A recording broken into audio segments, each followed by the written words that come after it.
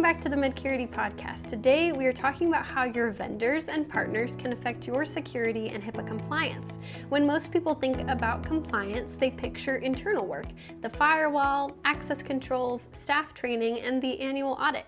Those are important, but they're not the whole picture. Every healthcare organization is part of a much bigger network. You depend on outside partners, billing companies, cloud providers, software vendors, telehealth platforms, and each of those connections can introduce risk.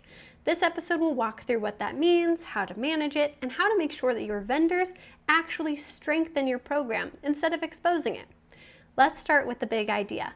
Under HIPAA, you're responsible for protecting patient data even when someone else is handling it for you. That means that if a vendor stores, processes, or transmits PHI on your behalf, you are still responsible. You can't outsource that accountability. And yet, a lot of organizations still treat vendor risk as an afterthought. That's a problem because many breaches happen not through an internal failure, but through a third party. Take this scenario for instance. You hire a vendor to manage your telehealth recordings. They store those files in the cloud and they use a subcontractor for analytics. One weak link in that chain, a missed patch, a shared password, or a misconfigured database, and suddenly your patient's information is exposed. You did nothing wrong directly, but it's still your breach, your report, and your reputation on the line. That's why this topic deserves attention. HIPAA's security rule requires you to conduct a security risk analysis and to have a risk management plan. Now that includes understanding how your vendors fit into your environment, what data they handle, who their subcontractors are, what security measures they use, and how they respond to incidents. A lot of healthcare organizations do this once at the start of the partnership and then they file it away, but that's not enough anymore. Risks change, vendors grow, they acquire other companies, they expand services, or they move their data to new environments. And when that happens, your original assessment may no longer be valid. So let's talk about what it looks like to manage vendors well. First, make a list of every outside company that handles PHI. Don't just think about the big ones. Include smaller tools, consultants, IT providers, and any subcontractors your main vendors may use. Once you have that list, sort them by level of risk. High-risk vendors are the ones with direct access to patient data or to live systems. Lower-risk vendors might just process non-sensitive information. And then, for your high-risk vendors, go a bit deeper. Ask questions about their security program. Do they have encryption in place? What does their access control look like? How do they handle patching, backups, and incident response? If they work with their own vendors, how do they vet them?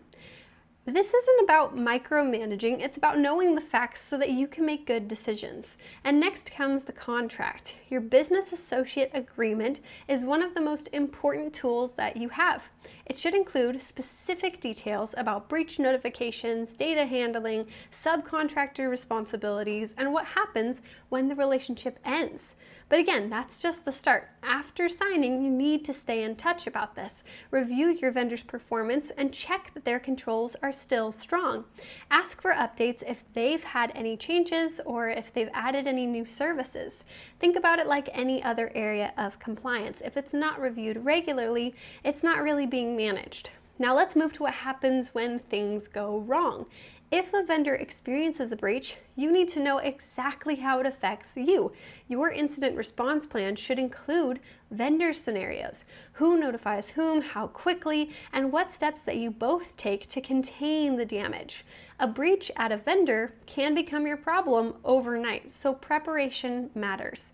And then there's offboarding. When a contract ends, make sure that the vendor's access is removed and that your data is either securely returned or destroyed. Don't assume that that process happens automatically. Confirm it, document it, and keep a record. So here's what good vendor oversight looks like in practice. You know who your vendors are. You understand what data they handle. You have contracts that reflect real expectations. You review them regularly, and you have plans in place for both incidents and terminations. It's not complicated, but it does take discipline. The key thing to remember is that vendor risk isn't something that you can entirely eliminate. It's something that you manage. You can build systems that make it easier to monitor, document, and respond. And that's exactly what we help organizations do at Medcurity. If you haven't looked at your vendor relationships in the past year, or if you've added new systems, services, or integrations, this is a great time to review. So start small, update your vendor list, check your contracts, and see where your documentation stands now. You might be surprised how many gaps show up once you start looking for them. Thanks for joining us today. We will be back next time with more insights to help you protect patient data, simplify compliance, and keep your organization moving forward with confidence.